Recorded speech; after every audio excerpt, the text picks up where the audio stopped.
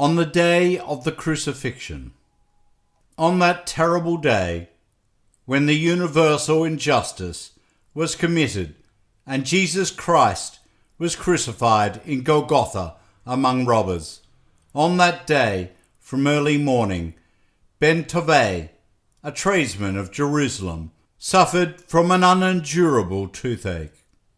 His toothache had commenced on the day before, toward evening. At first, his right jaw started to pain him, and one tooth, the one right next to the wisdom tooth, seemed to have risen somewhat, and when his tongue touched the tooth, he felt a slightly painful sensation. After supper, however, his toothache had passed, and Ben-Tovit had forgotten all about it. He had made a profitable deal on that day, had bartered an old donkey for a young strong one, so he was very cheerful and paid no heed to any ominous signs. And he slept very soundly.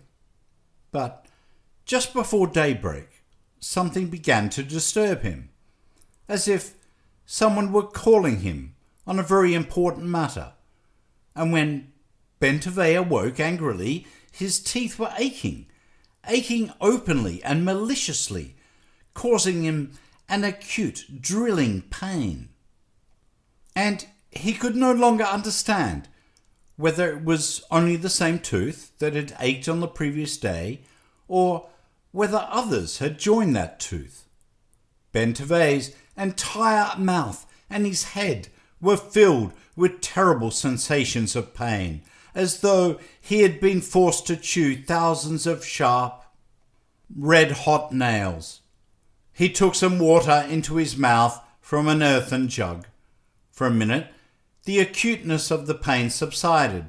His teeth twitched and swayed like a wave, and this sensation was even pleasant as compared with the other. Ben-Tovit lay down again, recalled his new donkey, and thought how happy he would have been if not for his toothache, and he wanted to fall asleep. But the water was warm, and 5 minutes later his toothache began to rage more severely than ever. Ben-Tovit sat up in his bed and swayed back and forth like a pendulum. His face became wrinkled and seemed to have shrunk, and a drop of cold perspiration was hanging on his nose, which had turned pale from his sufferings.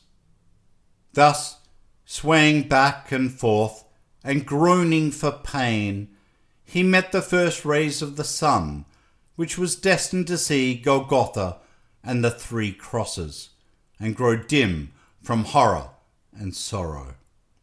Ben-Tovit was a good and kind man who hated any injustice, but when his wife awoke, he said many unpleasant things to her, opening his mouth with difficulty, and he complained that he was left alone, like a jackal, to groan and writhe for pain.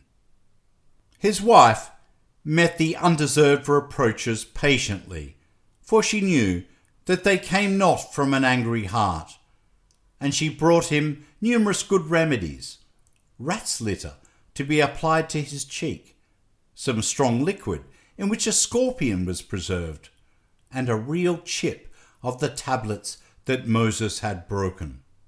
He began to feel a little better from the rat's litter, but not for long. Also from the liquid and the stone. But the pain returned each time with renewed intensity. During the moments of rest, Ben-Tovit consoled himself with the thought of the little donkey, and he dreamed of him. And when he felt worse, he moaned, scolded his wife, and threatened to dash his head against a rock if the pain should not subside. He kept pacing back and forth on the flat roof of his house, from one corner to the other, feeling ashamed to come close to the side facing the street, for his head was tied around with a kerchief like that of a woman. Several times, children came running to him and told him hastily about Jesus of Nazareth. Ben-Tovit paused, listened to them for a while, his face wrinkled, but then he stamped his foot angrily and chased them away. He was a kind man and he loved children, but now he was angry at them for bothering him with trifles.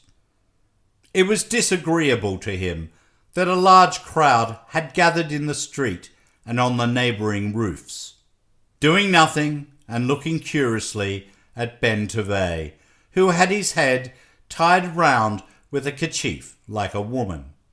He was about to go down when his wife said to him, "Look, they are leading robbers there. Perhaps that will divert you." "Let me alone.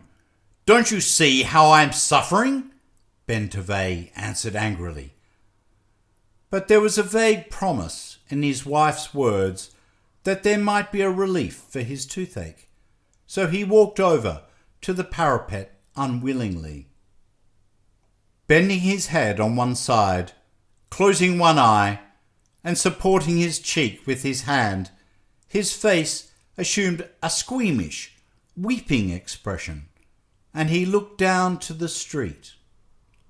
On the narrow street, going uphill, an enormous crowd was moving forward in disorder, covered with dust and shouting uninterruptedly. In the middle of the crowd walked the criminals, bending down under the weight of their crosses. And over them, the scourges of the Roman soldiers were wriggling about like black snakes. One of the men, he of the long light hair, in a torn, blood-stained cloak, stumbled over a stone which was thrown under his feet, and he fell. The shouting grew louder, and the crowd, like coloured seawater, closed in about the man on the ground.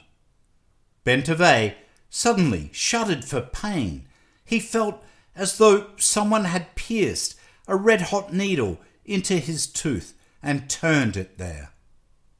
He groaned and walked away from the parapet, angry and squeamishly indifferent.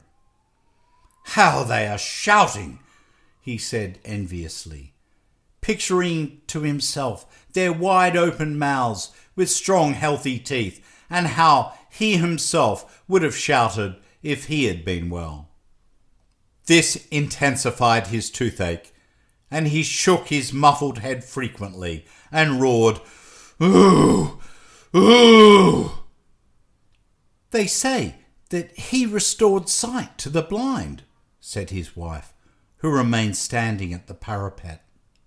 And she threw down a little cobblestone near the place where Jesus, lifted by the whips, was moving slowly.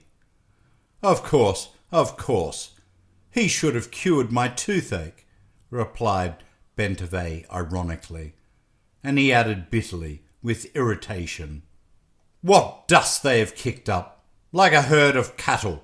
They should all be driven away with a stick. Take me down, Sarah." The wife proved to be right. The spectacle had diverted Ben-Tovit slightly. Perhaps it was the rat's litter that had helped after all. He succeeded in falling asleep. When he awoke, his toothache had passed almost entirely, and only a little inflammation had formed over his right jaw. His wife told him that it was not noticeable at all, but Ben-Tovit smiled cunningly. He knew how kind-hearted his wife was, and how fond she was of telling him pleasant things. Samuel, the tanner, a neighbour of Ben-Tovit's, came in, and Ben-Tovit led him to see the new little donkey and listened proudly to the warm praises for himself and his animal. Then, at the request of the curious Sarah, the three went to Golgotha to see the people who had been crucified. On the way, Ben-Tovit told Samuel in detail how he had felt a pain in his right jaw on the day before, and how he awoke at night with a terrible toothache. To illustrate, he made a martyr's face, closing his eyes, shook his head, and groaned while the grey-bearded Samuel nodded his head compassionately and said, "Oh, how painful it must have been." Ben-Tovit was pleased with Samuel's attitude, and he repeated the story to him, then went back to the past, when his first tooth was spoiled on the left side. Thus, absorbed in a lively conversation, they reached Golgotha. The sun, which was destined to shine upon the world on that terrible day, had already set beyond the distant hills, and in the west a narrow, purple-red strip was burning like a stain of blood. The crosses stood out darkly but vaguely against this background, and at the foot of the middle cross, white kneeling figures were seen indistinctly. The crowd had long dispersed. It was growing chilly, and after a glance at the crucified men, Ben-Tovit took Samuel by the arm and carefully turned him in the direction toward his house. He felt that he was particularly eloquent just then, and he was eager to finish the story of his toothache. Thus they walked, and Ben-Tovit made a martyr's face, shook his head and groaned skillfully, while Samuel nodded compassionately and uttered exclamations from time to time, and from the deep, narrow defiles, out of the distant burning plains, rose the black night. It seemed as though it wished to hide from the view of heaven the great crime of the earth. The end.